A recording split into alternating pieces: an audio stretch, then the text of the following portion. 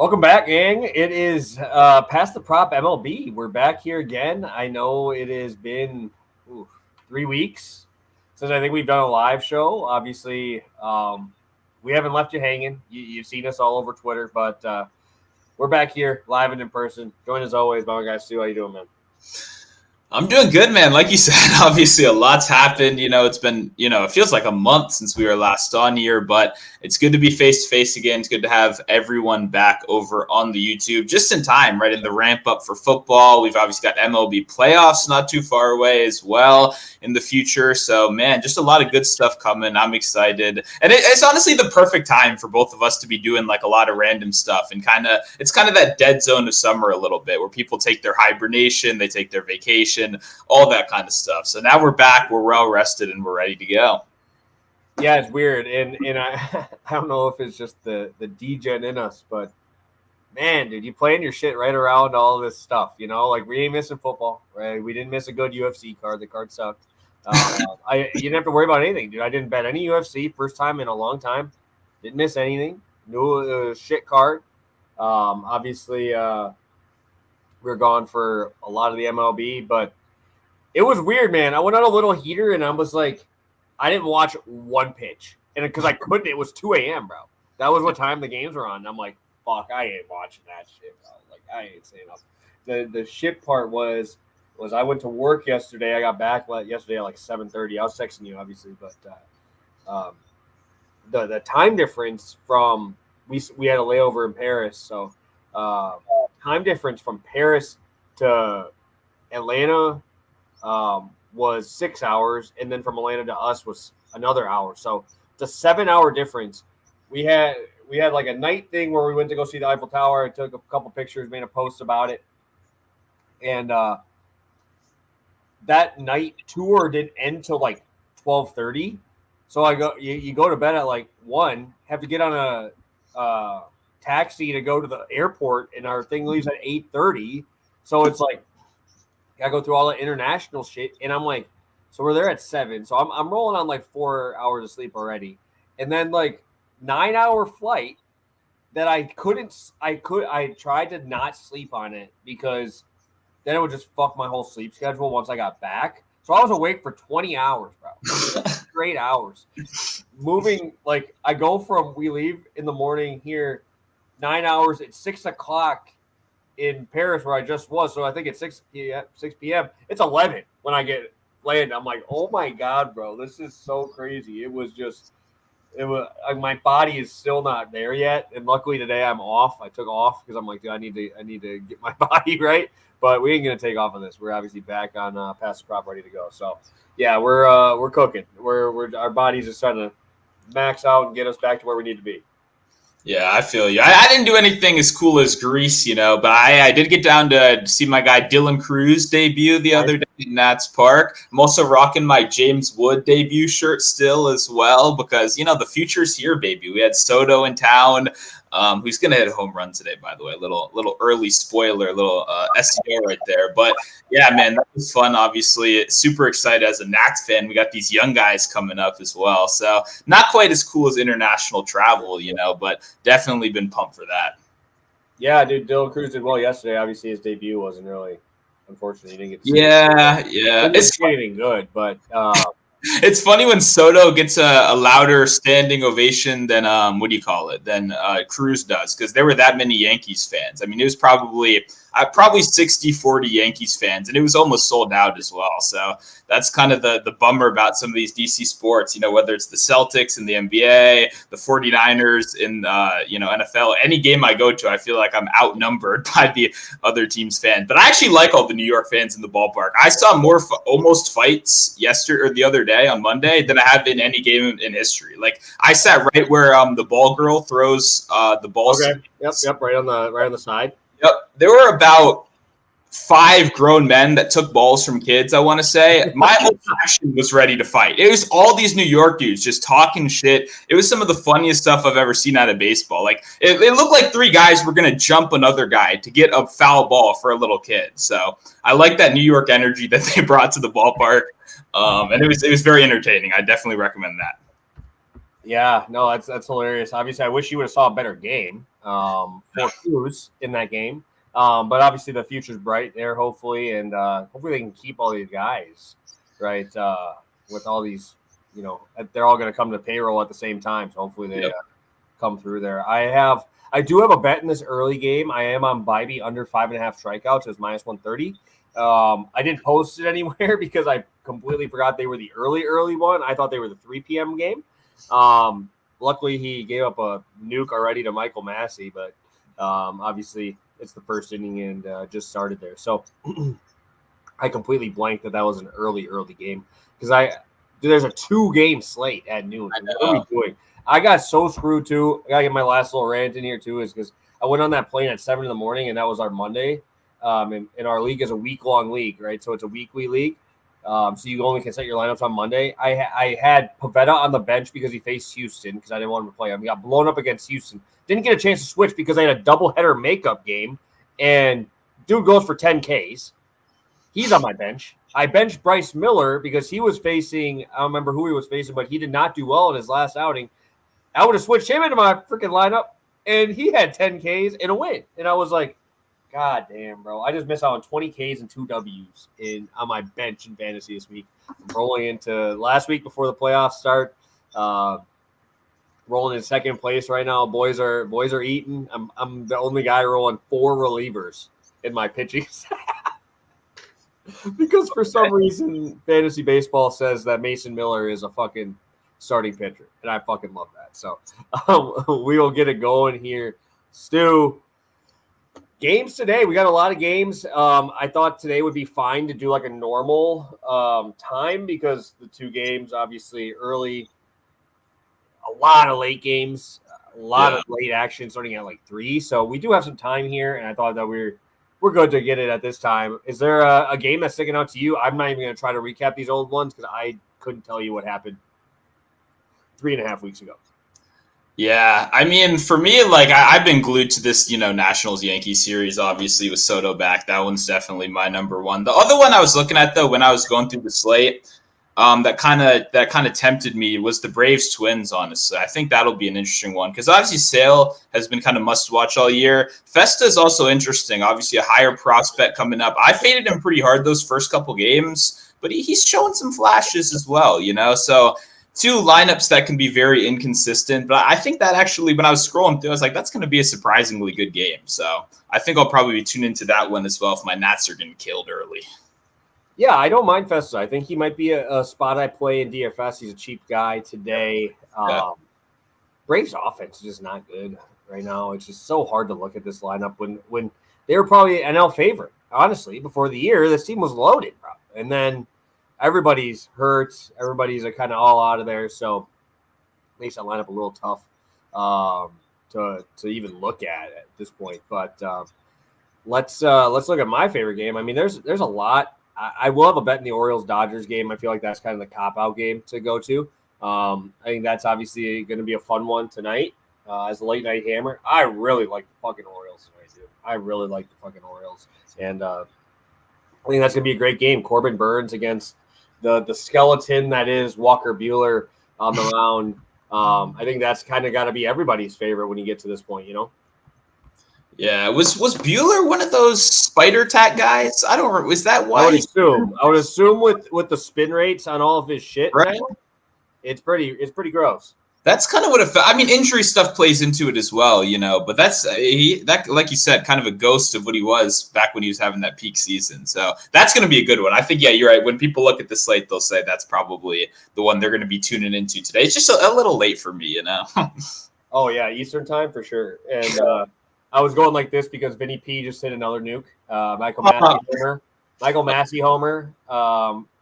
I don't get how these balls are going out of Cleveland. I'm not watching the game. I have the DraftKings live feed thing on there. So 95-mile-an-hour swing gets him out of the yard in Cleveland. It must be hot as fuck there. Yeah. That ball must be just flying because Massey hit one 350 and made it out of that park. So it must be flying there. Bybee struck out Bobby Witt, which obviously I don't want. I want no more strikeouts here. But yeah, it's a good start here. 2 bombs in the first inning for the Royals. yeah, it is going to be a late game. I did stay up all the way last night till the end of that game last night to watch the Orioles last night. What last thing before we get into plays? That might have been I don't even know the guy who was umping the Dodgers game last night, but it could have possibly been the worst umpiring I have ever seen. Like really? it was so bad. I had nothing on it, bro. Like I think I had the Dodgers team total, but I didn't post it or nothing. I just played it on my own. And fuck, man. It was just strikeout after strikeout. They were all 3-4 inches off the zone. And I'm like, what are we doing here? Like, what is this? So really, really weird to watch that. But we'll get it going here, Stu. I can kick it off since I got two. And I'm going to go to that game I just talked about. I'm going to go Orioles race to 3. I know this is kind of a weird market. I know people probably don't bet these race 2 markets much. I've actually had a lot of success with these. It's more of my way of I will always play it under the team total. Obviously, you never want to play it over unless you are really high on that team. And at that point, you might as well bet the team total, right? Just might as well bet the team total up. But so far this year, Walker Buehler against lefties has a 638 slugging. 638, guys. That is fucking terrible. 638 is pushing bottom of the MLB in terms of slugging percentage against lefties. Just has not been missing bats. He used to have elite stuff, big time arm. I am looking at his numbers here. He has a 17% K rate so far this year. He has a WOBA of 393. We go back 2 years, this dude had a 255. Like that's top 5% of the league to now bottom 5% of the league. So I do believe you in his spider attack. He's obviously coming off of the injury as well. I also am perfectly fine going against this Dodgers lineup. I'm not afraid of this Dodgers lineup, bro. Like, you got 3 dudes.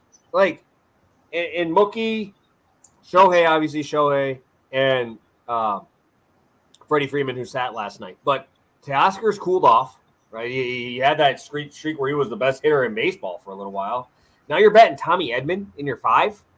He was getting benched by the Cardinals, bro. He was getting benched by them. And then you get Kike Hernandez and a $132, Chris Taylor in the bottom. Like, what are we doing here? Like, and it doesn't matter. Corbin Burns has been very, very good this year at keeping the ball in the yard. That was his issue last year. Was he just gave up too many bombs, right? And that was obviously for Milwaukee, which going to Baltimore is a lot better spot. But he only has a 32% hard hit rate. That is elite. That is top of the league. I think it's like top 10%. And then I just told you about the hard hit rate against Walker Buehler's at 39, and then the expected slugging at almost 500. So you look at a guy like Corbin Burns, 372 expected slug. So keeping the ball in the yard, not giving up too much extra base hits. And I think these Orioles lefties, we just talked about how bad Buehler's been against them. Now you get Santander, you get Adley from the left side, you get Gunnar from the left side. You get to have the righty killer in Mr. Ryan O'Hearn. Like this is just up and down this lineup of lefty power. Jackson Holiday you're going to have in there as the left side. They have so many good switch hitters, which it's just an embarrassment of riches at this point on this Orioles roster. And they obviously played last night, faced Flaherty, and I thought if you watch that game, the Orioles should have probably scored another 3 or 4 runs. They were hitting absolute piss missiles everywhere. They almost hit Jack Flaherty 3 times in 1 inning, just hitting lasers up the middle. So I am perfectly content going here. Huge park upgrade too. So sign me up. I'm all in for the Orioles today. I think this is a great spot for them to come through for us. Yeah, I really like this. I liked your analysis at the beginning, especially about kind of picking like a race versus like a first 5 versus the team total. You definitely do need to look at that pricing kind of very carefully. But I think this bet is kind of perfect because you mentioned it. There are like 3 guys you're worried about, and it's legit like some of the best players in the league, and then nothing. Obviously, kind of same thing with the Yankees and the other side. So when you look at it, you have one of the best pitchers in the league. If he gets beat, he's probably getting beat on 1 pitch, or it's probably 1-0, right? Well, like you said, this Orioles lineup is like sustained pain, just 1 through 9. It's danger. You're not safe at any point in that lineup. So you not only have the better lineup, in my opinion, you also have the better pitcher on the mound. And if that pitcher does get beat, like I said, I think it's going to be more paper cuts than that big, 5-run inning gets destroyed. Like you said, Tommy Edman grand slam. I'm not really seeing that. I'm seeing like death by 1,000 cuts if they are able to have success. So even if you're looking at the ways where this bet doesn't go as well as you'd expect, I still kind of give the edge to the Orioles here. So I like this spot a lot. I'm definitely going to be tailing tonight. And I rarely play this market as well, something I should probably look a little bit more into. Yeah, no, especially if you're like looking at like a Mariners team, like I like doing it with the Mariners because they are so fucking bad.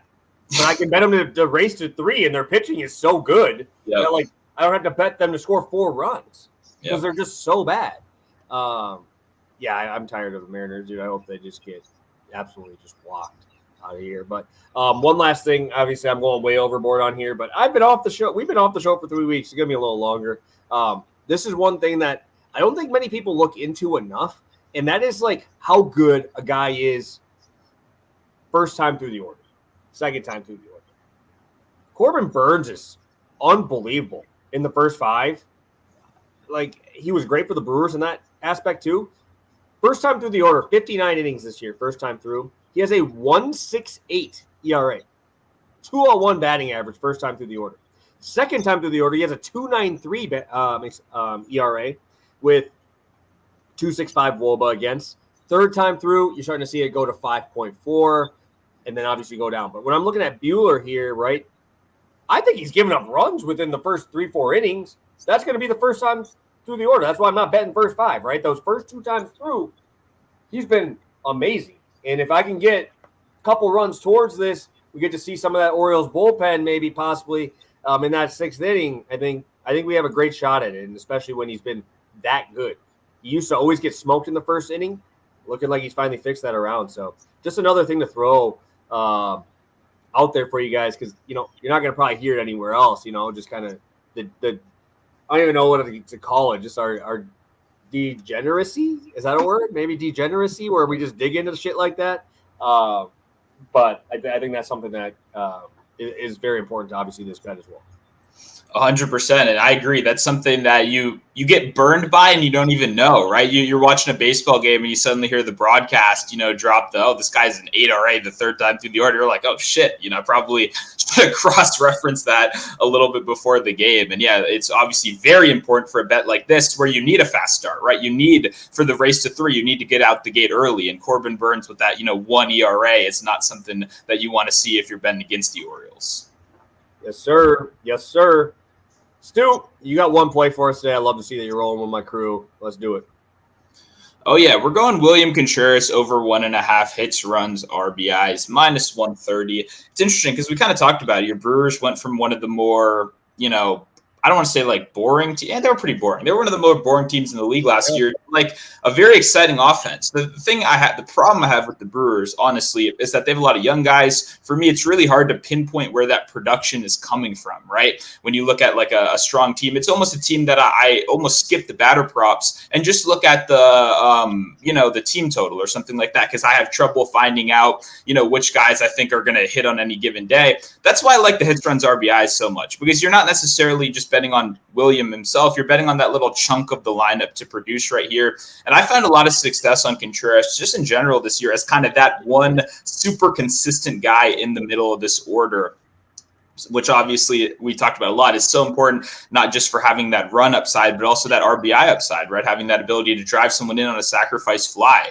There's so many times where I've had that, total bases, and you're just sitting there when they're at that one total base, right? And you see the sac fly, the sac bunt, whatever, and you realize that could have won you your bet right here. So going into it a little bit more specifically, Harrison is a guy that he's having like an okay year. It's not been great. He's kind of rebounded a little bit in the second half, but he's still been kind of consistently mediocre, in my opinion. Like there haven't really been those high highs that we saw at the end of last year, and which made him one of my more drafted players before the season in Underdog, because I kind of saw a little bit of upside, especially with that off speed. And that's kind of what I want to talk about and why I like Contreras here is because for me, when you're looking at these batter props, right, for me, one of the biggest things I always look at is pitch splits, right? How are batters hitting against what opposing pitchers are throwing, right? The example I always go to with my Nationals is a guy like CJ Abrams, right? I saw a bunch of people on him against Nestor Cortez. That was insane to me. CJ Abrams hasn't hit a breaking ball since the All-Star break, right? Like he just hasn't. If he's taking something, it's going to be a fastball, changeup. He has not hit the curveball, the slider. So why are we going against Nasty Nestor right there with the funky, off speed, all the crazy? Like, you need to be able to identify what a hitter does best. And Contreras is one of those guys that he hits those off speed pitches very, very well. And Harrison, his worst pitch is his fastball. His problem is getting to those other pitches. And for me, when you look at how Contreras is doing, right, we're going up against the changeup and the curveball. Those are the top two. 357 against the curveball. Sorry, his highest run value pitch by far. His second highest run value pitch is the changeup at 308. He's slugging 538 and 750 against those two off-speed pitches. He's absolutely crushing them. But it's not like he's a slacker against the fastball as well, right? That's his tied for his second highest run value pitch at 254, slugging 440. When you look at the XBA, it jumps up to 272 and 503. So, and that 54 hard hit rate is good to see as well, considering that's the highest of any pitch right there. So I feel like he matches up with Harrison's pitch splits really, really well. And I kind of already talked about it, but even if you want to just go in general, 325 on the season against left-handed pitching, that's very good average for a guy that's obviously slugging at 500 against lefties as well. So I think when I looked at it, I looked at this Brewers team today. I think they're going to win one, but I think Contreras is kind of going to be a big part of it. And I think getting that hits, runs, RBI upside in the middle of the order is something I expected to be a little closer to minus 150, minus 160.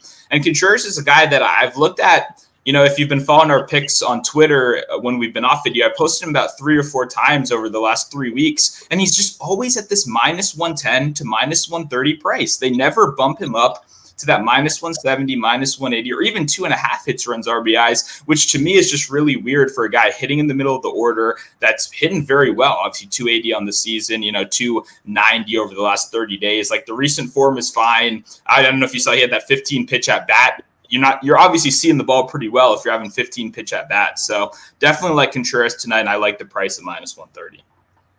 Yeah, and honestly, the biggest thing for me is he's now in the 3-hole, which was usually applied by Yelich, right? Which obviously helps him now with the RBI changes.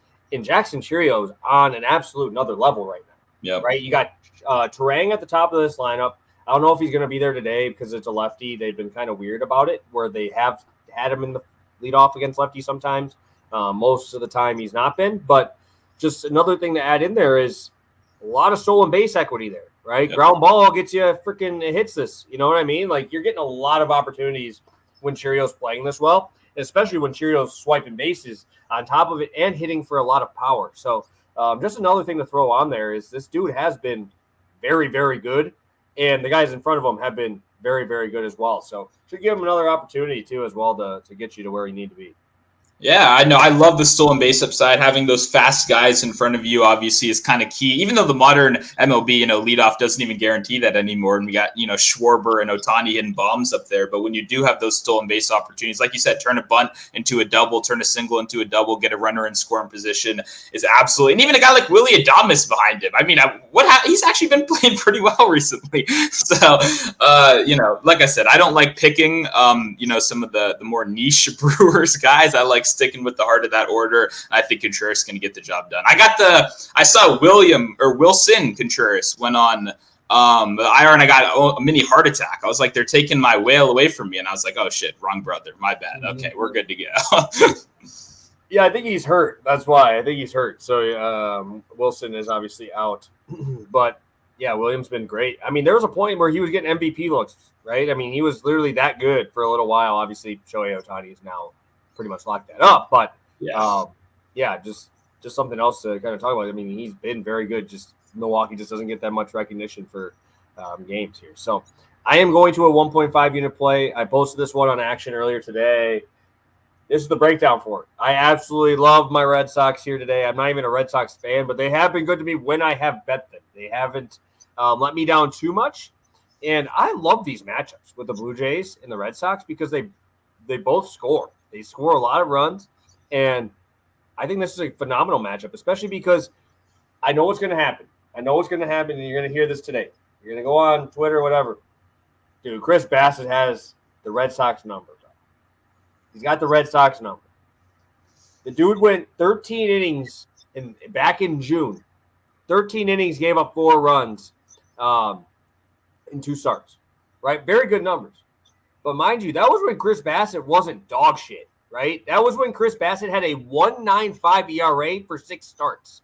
That is what you call a heater. The dude was on a heater, right? He faced Pittsburgh, Oakland, my Brewers he threw really well against. Then he got 2 Boston spots, and then he even went 6 innings against the Yankees and threw shutout, 6-inning shutout. Now let's look at these last 2, right? These last 2 months, 47 innings pitched. He's giving up 36 runs, right? That is terrible. That is, he's getting absolutely rocked because he's not missing bats, right? He's just not missing bats. And when you're going against the Red Sox in Boston, mind you, they're one of the best home hitting teams first off. But you go up against Boston, they have a 106 WRC plus versus righties. They're also, like I said, very, very good at home because obviously you have the short porch over there. And when I look at this team, I just have a really hard time seeing Bassett get through this lineup now with the numbers that he still has against lefties, right? I mean, he's been very good against righties, right? I'm not taking that away from him, but his splits have been crazy. 459 slugging versus lefties this year is very bad. 12 homers against lefties, and very similar amount of at-bats as he had against righties. So when you look at who he's facing, right? Tristan Casas wasn't healthy when they were playing him earlier this year, right? So you have a dude who's hot in there. I'm hoping Devers is back tonight. But Wilyer Abreu, Yoshida, Duran, right? A lot of lefty pop here. That's why they suck against lefties, right? This is a very loaded left-handed lineup, and you're going up against a guy who can't get lefties out. I am checking the weather now. I think I saw that it was going to be pretty nice for this game in terms of hitting weather. But, I mean, honestly, it doesn't even have to be like crazy because the ball just flies out of Fenway. It's 85 degrees at first pitch.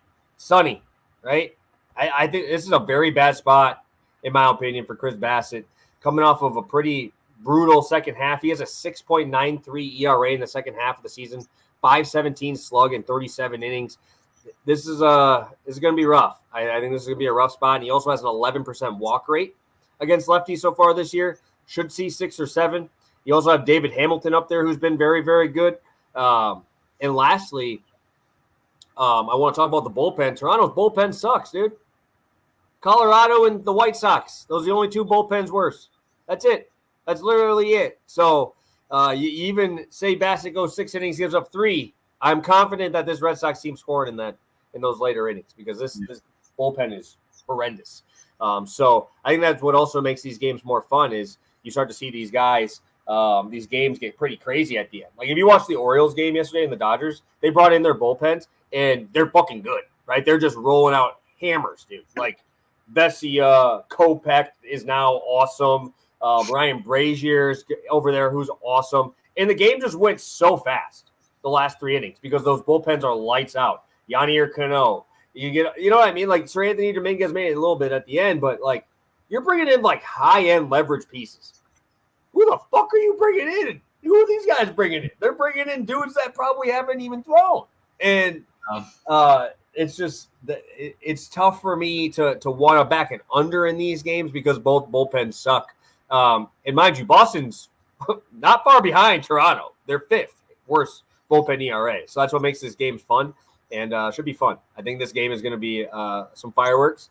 And Brian Bale on the other side hasn't been great either. So I know, which sucks. I have a lot. Speaking of most owned best ball players, I think he might be him and Bryce Miller. I think are my most owned guys. So Bryce Miller's been phenomenal, man. Oh, I know. The Seattle luckily has been good to me. I thought Bella's still 11 wins, good for fantasy, obviously. But the thing that impressed me most about the Red Sox lineup too, like you said, never play them against lefties. You see a lefty on the mound, just you can skip, in my opinion, right? But Bassitt, obviously, with those bad splits, for me, I like how deep the whole order is, right? I mean, how many teams got a guy like Yoshida hitting past 6, right? Or even to me, Rafaela, in my opinion, is probably the best 9-hole hitter in the league, right? I don't know if anyone's sneaking any good 9-hole hitters that are better than him, but maybe on paper, my guy Jacob Young on the Nationals might be kind of close just because he's got that smaller sample size, which keeps the average up a little. But I wanted to play Rafaela a couple times this year. I just can't really get to a 9-hole guy with more limited at-bats. But I like how deep this lineup is. You mentioned Hamilton as well, a guy that provides some sneaky value.